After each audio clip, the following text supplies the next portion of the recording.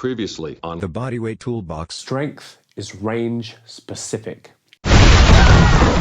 Just be thinking full body tension, full range of motion, full range of tension.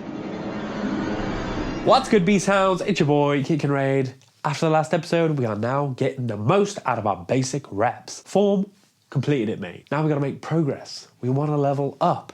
Well, the most important, fundamental thing to understand, whatever your training style is progressive overload. You wanna get stronger, bigger, faster, fitter, more erect. It works like this. You do the thing. You push your body to the limit. Your body goes, whew, close one.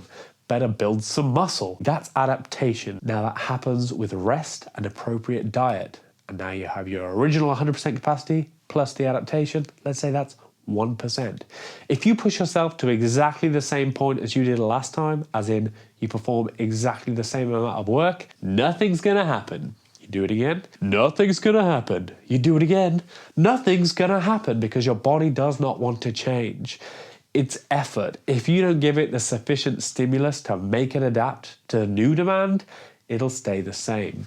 If you keep only going to that original 100%, it's already got an emergency 1% buffer space that it built the first time. It's fine, no change. And when eventually it realizes it never has to use that emergency 1% buffer space, you'll lose it. What you have to do to continue the embufferment is work to that 101% capacity. Constantly be pushing the boundaries. You push through that 100 to the 101, your body's like, oh shit, bring out the wolf's head. Add another 1%. And now you're at 102% of your original whatever you're training. So every session needs to be harder than the last session if you want to keep making progress. If you were a weightlifter, that'd be pretty easy. You just sprinkle on a little bit more weight. Because you're a bodyweight boy, you can only add weight to your body. So here's my suggestion. Get some marshmallow fluff, get some hobnobs. Spread the marshmallow fluff on the hobnob. Eat the hobnob. Repeat. Now you're heavier. Now you're doing more work. Don't do that. Don't do that. So we can't use weight and we don't want to get heavier unless it's good heft. Like we want to get thick, but we don't want to get chonk. Enter your most basic form of progressive overload. It's volume. Let's say you are doing 5 sets of 8 push-ups right now, and that is you tanked. Next session, try and get 9 on your first, and then 8 on the rest of the sets. The session after that, 9 on the first 2 sets, and then 8 on the rest. Keep going until all your sets are at 9. And then add another to your first set. So 10, 9, 9, 9, 9, let's be avenue, and so on. You're constantly increasing the demand on your body. You're pushing it to keep up with that demand.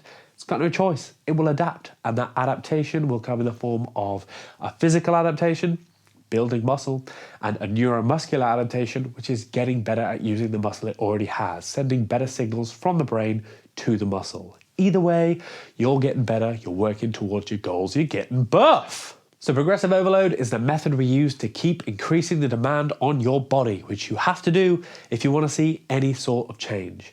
And volume is the most basic tool for increasing that demand. Still basic stuff. We're just laying that foundational knowledge so that we can make the most out of every session, every rep, make sure we're not missing out, make sure we're making effective use of our time and getting gains as fast as naturally possible.